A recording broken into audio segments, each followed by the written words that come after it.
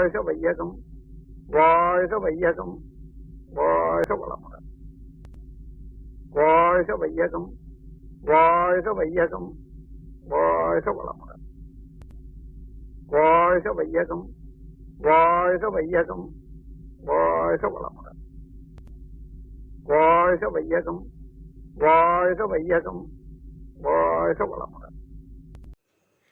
வாழ்க வையகம், வாழ்க வையகம், வாழ்க வளமுடன்.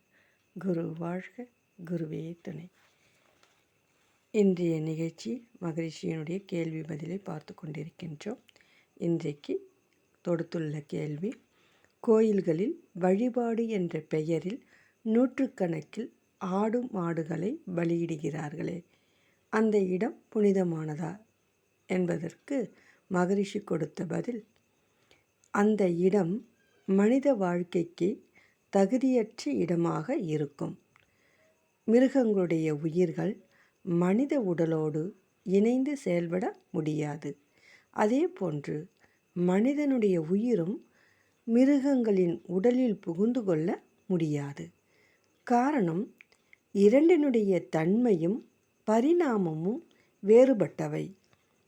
ஆனால் அங்கே கொலையை நிகழ்த்துகின்ற மனிதனுடைய எண்ணமும் கொலையுறுகின்ற உயிரினுடைய அலறலும் அந்த இடத்தை மாசுபடுத்தி இருக்கும். இவை ஆதிகால மக்கள், மலைவாழ் மக்களால் அறிவின் வளர்ச்சி இல்லாத போது தொடங்கப்பட்ட பழக்கங்கள் என்று மகரிஷி அவர்கள் கூறியிருக்கின்றார். இப்போது நம்முடைய சிந்தனைக்காக சிலது பார்ப்போம்.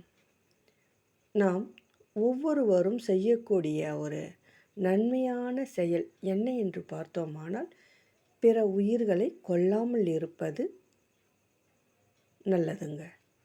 உயிர்களை கொல்வது என்பது பல தீய செயல்களை கூட உண்டாக்கிவிடும் நம்மை.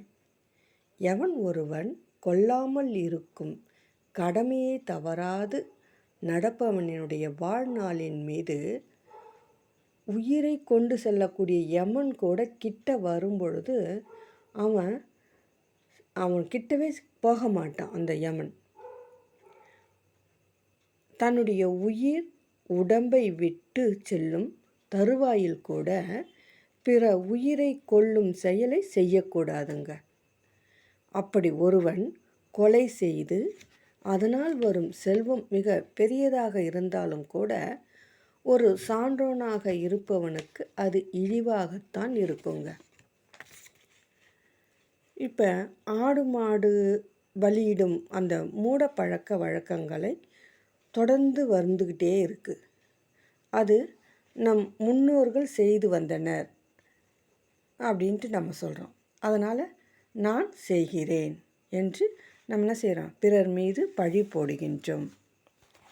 அப்படி பிறர் மீது பழி சுமத்தும் பழக்கத்தை நம்ம என்ன செய்யணும்? விட்டு உங்களுடைய தவற்றை திருத்தி கொண்டு உங்கள் வாழ்வின் அர்த்தத்தை முழுமைப்படுத்துங்கள். கண்ணில் கோளாறு இருந்தால் காட்சிகள் பிழையாக தோன்றும். உங்கள் எண்ணம் தெளிவாக இருந்தால், உங்கள் உள்ளம் திடமாக இருந்தால், உங்கள் பாதையில் யாரும் குறுக்கே நிற்க முடியாதுங்க. உங்கள் போக்கை, உங்கள் வளர்ச்சியை யாரும் தடை செய்துவிட முடியாது. ஆடு மாடுகளை பலியிடுவதால் தன்னுடைய எண்ணங்கள் நிறைவு அடையும் என்று சில மாந்தர்கள் கனவு கண்டு வாழ்நாளை கழித்து கொண்டு வாழ்கின்றனர். அது எப்படி இருக்கும்? அது கனவாகத்தான் இருக்குங்க.